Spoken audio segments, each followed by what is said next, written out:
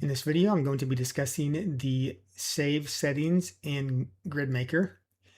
These are fairly self-explanatory for the most part, but there's a few things you may not realize, so we'll discuss in this video.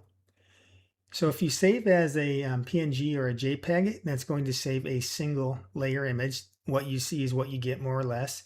But if you want to save with a transparent background with a PNG file, you can click the transparent background. And then if you hit save ping, and we save that, here we'll get a transparent background.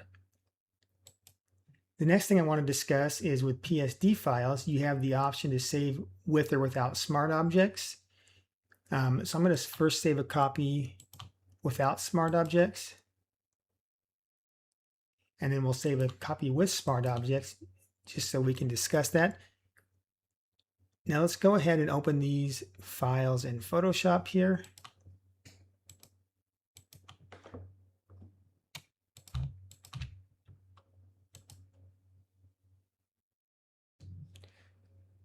So you see the ping file that we saved has a transparent background. We still have our text, although our text was white, so it was hard to see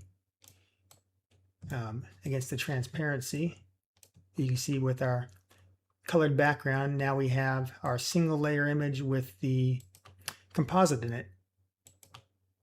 Now with the Photoshop files, you get a layered structure, each image slot in its own layer group that has the font and the background in separate layers. But I will point out with the text here, this is not an editable font layer. In the future, maybe I would like to, if I can, program it that way, but the PSD files are a proprietary Photoshop format, and getting it to work with all of your different system fonts to render correctly, and even render at all in some cases, has been difficult to figure out. So what the program does is it saves your font layers just as regular pixel layers. So if you need to change the text, you'll have to add a font layer in Photoshop and then add your font in. So the bottom line is just make sure your text is correct so you don't have to edit the text once you open the layers in Photoshop. Now for the smart objects, I do want to point something out that's important to know is it doesn't make your smart objects full resolution.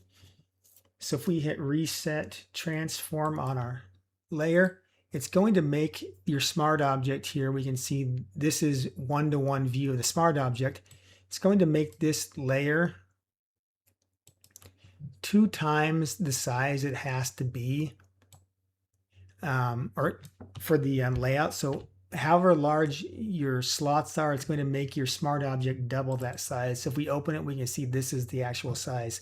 And this was by design, because if you have a composite that has hundreds of images and you have, let's say, 50 megapixel images, that file is going to be so slow to save, and it's probably going to be over the Photoshop 2 gigabyte maximum to save as a PSD, which we'll have to save as a PSB at that point. But hundreds of images at full size can be just too much for most people's computers to handle.